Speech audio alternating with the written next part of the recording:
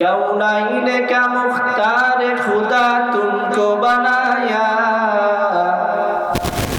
कौनाइन का मुख्तार खुदा तुमको बनाया, उम्मत की निगहबान खुदा तुमको बनाया, उम्मत की निगहबान खुदा तुमको बनाया। या रब मेरे याकूब में समा जाए मदीना, या रब मेरे याकूब में समा जाए मदीना, मुद्दत से मेरे दिल में तमन्ना ये मदीना, मुद्दत से मेरे दिल में तमन्ना ये मदीना। तलवारी पकड़ हूँ के निकल मैदाने यासीर, तलवारी पकड़ हूँ के निकल मैदाने यासीर, दुश्मन की मुकाबिल तो लगा नारे तकबीर, दुश्मन की मुकाबिल तो लगा नारे तकबीर। तो मर्दे मुसलमान हो तो मर्दे मुसलमान, तो मर्दे मुसलमान हो तो मर्दे मुसलमान, एक हाथ में तलवार एक हाथ में कुरान, एक हाथ में तलवार एक हाथ में कुरान।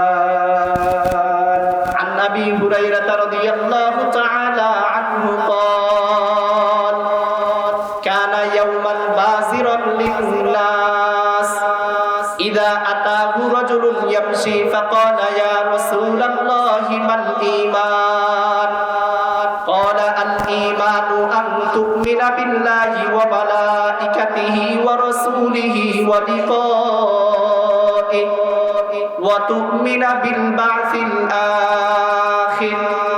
हज़रते अबू हुरैरा রাদিয়াল্লাহু তাআলা আনহু থেকে বর্ণিত, তিনি বলেন কানা ইয়াউমাল বাযিরান লিন্নাস, একদিন আমরা আল্লাহর নবীর কাছে বসা ছিলাম, ইদা আতাহু রাজুলুন ইয়ামশি, এমন সময় একজন ব্যক্তি আমাদের কাছে এসে উপস্থিত হলো, ফাকালা ইয়া রাসূলুল্লাহি মাল ঈমান, আমাদের কাছে লোকটি উপস্থিত হয়ে জিজ্ঞেস করলো ইয়া রাসূলুল্লাহ ইয়া হাবিবাল্লাহ ঈমান কি জিনিস? আল্লাহর নবী বলেন ক্বালা আল ঈমান আন তুমিনা বিল্লাহি ওয়া মালাইকাতিহি ওয়া রাসূলিহি ওয়া লিকাইহি। পয়গম্বর জানায় দেয় ঈমান হলো আল্লাহ তাআলার কিতাব সমূহ, নবী রাসূলগণ কিয়ামত দিবসে আল্লাহ তাআলার সাথে সাক্ষাৎ হবে, ওয়া তুমিনা বিল বা'সিল আখির, মৃত্যুর পরে আল্লাহ তাআলা মানুষদেরকে আবার জীবিত করবেন। এই বিষয়গুলোর প্রতি বিশ্বাস করা, মনে প্রাণে বিশ্বাস করা, জবান দ্বারা স্বীকারোক্তি দেওয়া, আর মৃত্যুর আগ পর্যন্ত ইহার উপরে আমল করার নাম হলো ঈমান। এরপরে আসুন, এরকম ঈমান যখন আমার ভিতরে আনতে পারবো, আপনার ভিতরে আনতে পারবো, ঈমানের দাম কেমন? আমি লম্বা যেমন দামি জিনিস, ঈমান কত মূল্যবান জিনিস। সহিহ বুখারীর হাদিস শরীফে এসেছে আন আবী হুরায়রা রাদিয়াল্লাহু আনহু আন্না রাসূলুল্লাহি সাল্লাল্লাহু আলাইহি ওয়াসাল্লাম সুইলা আইয়ুল আমালি আফদল ফাকালা ঈমানুন বিল্লাহি ওয়া রাসূলিহি। আবু হুরায়রা রাদিয়াল্লাহু তাআলা আনহু থেকে বর্ণিত, তিনি বলেন সুইলা আইয়ুল আমালি আফদল, আল্লাহর নবীকে জিজ্ঞেস করা হলো ইয়া রাসূলুল্লাহ ইয়া হাবিবাল্লাহ সবচাইতে উত্তম আমল কোনটি? আল্লাহর পয়গম্বর বলেন ঈমানুন বিল্লাহি ওয়া রাসূলিহি, সবচাইতে আল্লাহর আসমানের নিচে আল্লাহর জমিনের উপরে উত্তম আমল হলো আল্লাহ আল্লাহর রাসূলের প্রতি ঈমান আনা। সুবহানাল্লাহ বলে। তাহলে আল্লাহ সেই কথাটাই কোরআনে কারিমের 4 শ্রেণীর মানুষের মধ্য থেকে প্রথমে উল্লেখ করেছেন। যারা ঈমান আনবে আমি আল্লাহ তাআলা তাদেরকে দুনিয়াতে লাভবান বানাবো, আখিরাতেও লাভবান বানাবো। কেমন লাভবান বানাবে আল্লাহ তাআলা? কোরআনে কারীমের সূরা কাহফের 107 নম্বর আয়াত আপনাদেরকে শোনায় দেই। আল্লাহ তাআলা বলেন, ইন্নাল্লাযীনা আমানু ওয়া আমিলুস সালিহাত কানাত লাহুম জান্নাতুল ফিরদাউসি নুজুলা খালিদিনা ফিহা লা ইয়াবগুনা আনহা হিওয়ালা। আল্লাহ তাআলা বলেন, নিশ্চয় যারা ঈমান আনবে, ঈমান আনার সাথে সাথে নেক কাজ করবে, আমি আল্লাহ তাআলা কানাত লাহুম জান্নাতুল ফিরদাউসি নুজুলা, তাদেরকে আপ্যায়ন করার জন্য, মেহমানদারি করার জন্য আমি আল্লাহ তাদেরকে জান্নাতুল ফিরদাউসের মালিক বানায়া দিব। এরপরে আল্লাহ তাআলা বলেন, ঈমানদাররা যখন জান্নাতে যাবে, আল্লাহ তাআলা যখন তাদেরকে জান্নাত দান করে দিবেন, জান্নাতের নাজ নিয়ামতগুলো যখন ভোগ করতে থাকবে, বান্দার মনে এক সময় চিন্তা আসবে, পেরেশানি আসবে, আল্লাহ যেই নিয়ামত দান করলেন না জানি কখন এই নিয়ামত জান্নাত থেকে আমাদেরকে বের করে দেয়।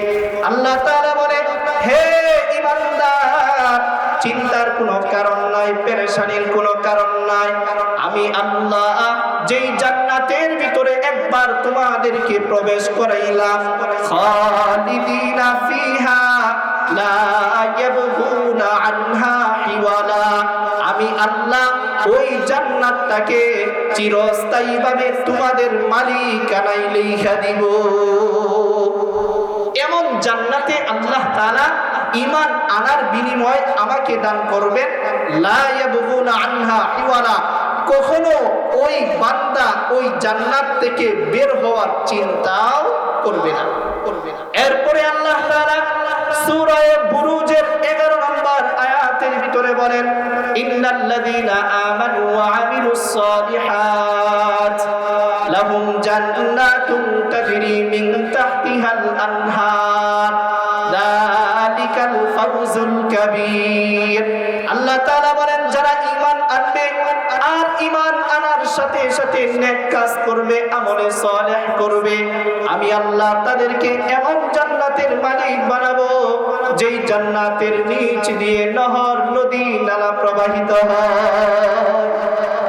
এরপরে আল্লাহ বলেন, যালিকাল ফাওজুল কাবীর, আর এই জান্নাত পাওয়াটাই হলো ঈমানদারের জন্য, মুমিনের জন্য সবচেয়ে বড় সফলতা। মুসলমান ভাইরা রে আমার, এখন আমার আপনার বুঝতে হবে কোন পরিমাণ ঈমান আনলে আল্লাহ আমাকে জান্নাত দিবেন, ঈমানের পাওয়ারটা কেমন হবে, ঈমানের মূল্যটা কেমন হবে, কোন ঈমান আমার অন্তরের ভিতরে প্রবেশ করাইলে আল্লাহ আমাকে ওই রকম জান্নাত দান করবেন।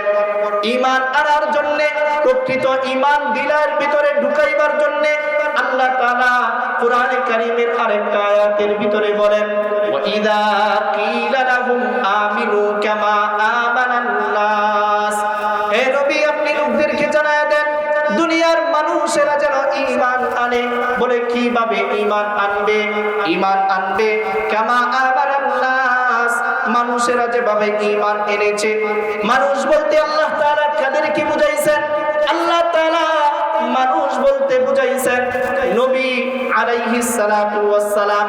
নবীরা যেভাবে ঈমান এনেছেন, সাহাবায়ে কেরামরা যেভাবে ঈমান এনেছেন, দুনিয়ার মানুষগুলো সেভাবে ঈমান আনবে।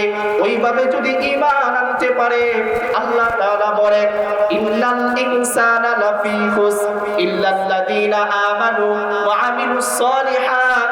আমি যেই 4 শ্রেণীর মানুষের কথা উল্লেখ করেছি, ওই পরিমাণ বান্দার দিলের ভিতরে যদি ঈমান থাকে, তারাই হবে জান্নাতের মালিক। সুবহানাল্লাহ। মুসলমান ভাইরারে আমার ভিতরে কিভাবে ঈমান আনবে, কিভাবে ঈমান আসবে? আল্লাহর পয়গম্বর রাসূলুল্লাহ সাল্লাল্লাহু আলাইহি ওয়াসাল্লামের একজন সাহাবী হযরতে উমর রাদিয়াল্লাহু তাআলা আনহু আল্লাহর নবীর দরবারে চলে গেছে, গিয়া বলতেছে, ইয়া রাসূলুল্লাহ, ইয়া হাবিবাল্লাহ, আমি আপনাকে বড় ভালোবাসি, মহব্বত করি, আমি আপনাকে বড় ভালোবাসি, মহব্বত করি। আল্লাহর পয়গম্বর বলেন, উমর, তুমি কি তোমার জীবনের চাইতে সবচেয়ে বেশি আমাকে ভালোবাসো? উমর এবার কিছুক্ষণ চিন্তায় পড়ে গেলেন, চিন্তা করতে লাগলেন, আমি আমার জীবনের চাইতে নবী মুহাম্মদকে বেশি ভালোবাসি কিনা। চিন্তায় পড়ে গেলেন, কিছুক্ষণ চিন্তা করার পরে পয়গম্বরকে উমর রাদিয়াল্লাহু তাআলা আনহু জানান, ওগো পয়গম্বর, আমি আমার জীবনের চাইতে আপনাকে বেশি ভালোবাসি না। এবার আল্লাহর পয়গম্বর বলেন, না না না উমর, তাহলে এই ভালোবাসার আমার প্রয়োজন নাই, এই মহব্বত আমার প্রয়োজন নাই, এই ভালোবাসা প্রকৃত ঈমানের ভালোবাসা হতে পারে না। উমর রাদিয়াল্লাহু তাআলা আনহু আবারও কিছুক্ষণ চিন্তা করলেন, আবারও কিছুক্ষণ চিন্তা করার পরে এবার ডাক দিয়া বলে, ওগো নবীজি, এখন আমি আপনাকে আমার জীবনের চাইতেও বেশি ভালোবাসি। এবার আল্লাহর পয়গম্বর বলেন, আল্লাহ ইয়া উমর, হে উমর, এতক্ষণে হয়েছে, এখন তোমার প্রকৃত ভালোবাসাটা ঈমানের ভালোবাসা হয়েছে, এখন তোমার ভালোবাসাটা প্রকৃত আমলের ভালোবাসা হয়েছে।